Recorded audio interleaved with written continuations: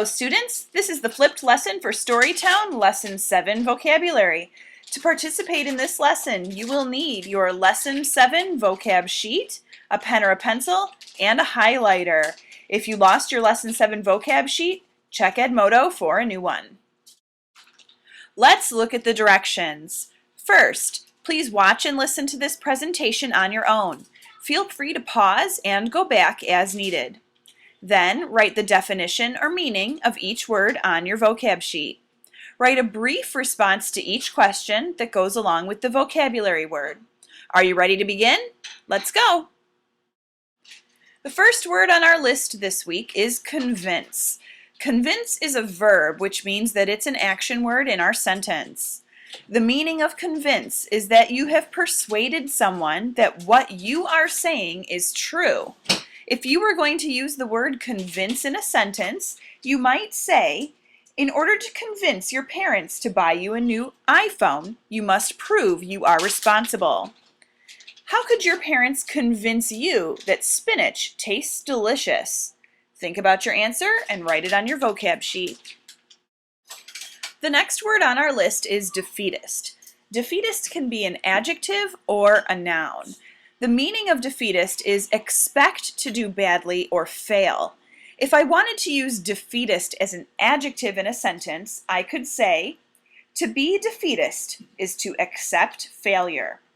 To use defeatist as a noun, the defeatist is the actual person who expects to do badly.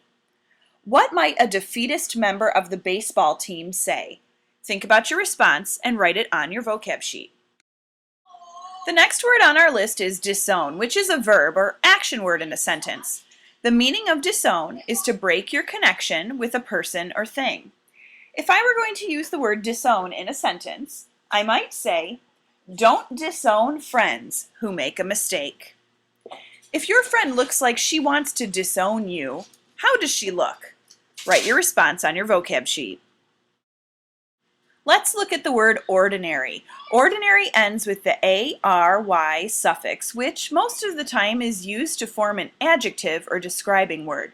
Sometimes ARY can be used to form a noun, but in this case, ordinary is an adjective. The meaning of ordinary is not special or different in any aspect or normal. If I were going to use the word ordinary in a sentence, I could say, her ordinary school clothes were jeans and a t-shirt. Think about this question. How do you spend an ordinary day?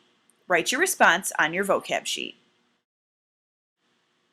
The next word on our list is a verb or a noun depending on which syllable you stress when you say it. The word reject is a verb or action word, but the word reject is a noun. The meaning of reject is turn something down or do not accept it. If I were going to use the word reject in a sentence, I might say, she rejected my apology and wouldn't forgive me. Why might you reject your friend's advice? Write your answer on your vocab sheet.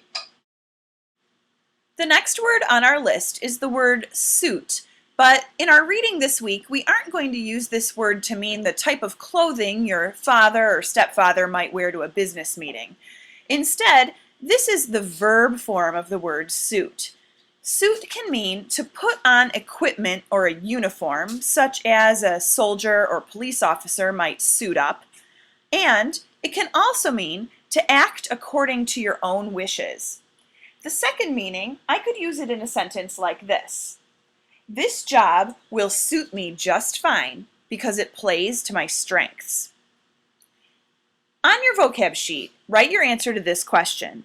What kind of people suit up for a job?